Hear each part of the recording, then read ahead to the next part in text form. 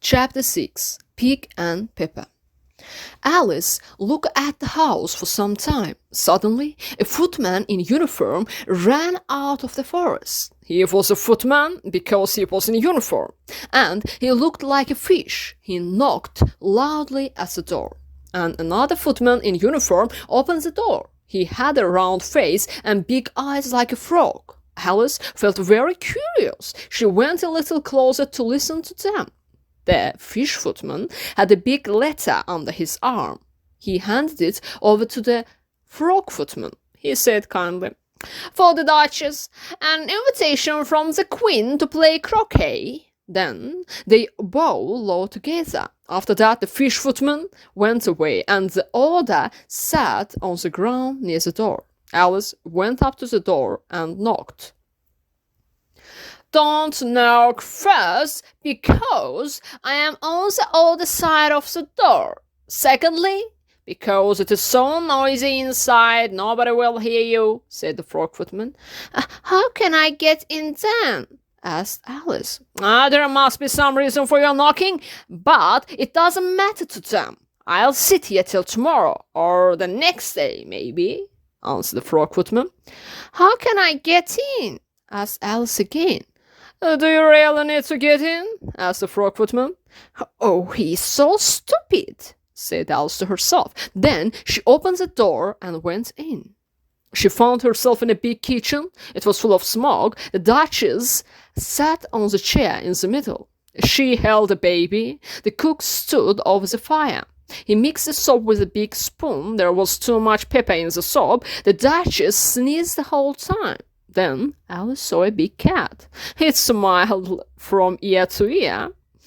"Why is your cat smiling like that?" asked Alice. "It is Cassia Cat, and that's why." "Pig," said the Duchess. The Duchess said the last word so suddenly that Alice nearly jumped. "I didn't know that Cassia Cats always smiled," said Alice. "They all can smile, you don't know much, and that's fact," said the Duchess. Alice didn't know what to say for some time. At that moment, the cook took the bowl of soup off the fire, and at once started to throw the plates at the Duchess and the baby. The Duchess didn't notice even when many plates hit her. "Stop it!" cried Alice. But the cook didn't hear Alice. He was very busy with his soup. Then the Duchess started to sing a song for her baby. "I speak angrily to my boy. I beat him when he sneezes, because he can absolutely enjoy the pepper when he pleases. Now you can hold my baby if you like. I must go and get ready to play croquet with the Queen," said the Duchess. And Alice took the baby carefully in her arms. It was a strange little baby. It held out its arm and legs in all directions. Soon Alice carried it out into the open air. She decided to take the baby away with her. Suddenly, the baby started to grunt loudly like a pig. Alice looked at its face attentively. It had a turned-up nose and small eyes. She didn't like the look of the baby at all. Then the poor baby started to cry. Alice didn't know what to do. She walked with the baby in silence. At that moment, the baby turned into a pig. Alice put it down on the ground sadly. The next moment, the pig ran away into the forest. Suddenly, Alice saw the Cassia Cat in a tree. It smiled kindly at her. "Cassia Cat, tell me, which way should I go?" said Alice. "It doesn't matter which way you go," said the Cassia Cat. "I need just to go somewhere away from here," said Alice. "On the right side lives a hatter, and on the left side lives a marcher. You can visit anyone you like. They are both crazy. In fact, we are all crazy here. I am crazy, you are crazy, and..." said the Cassia Cat.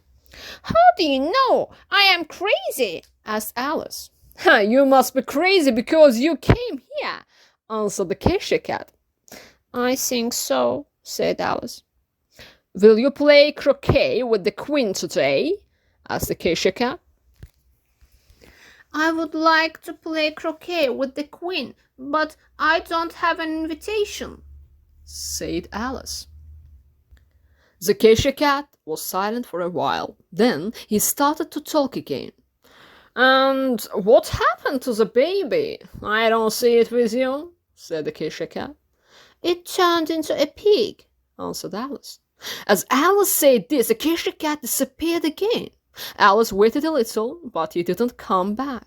Then Alice decided to go in the direction where the Marchia lived. Soon she saw the house of the Marchia. It was quite a big house. Alice ate some of the mushroom from the left hand and became bigger, rising to about 2 feet high.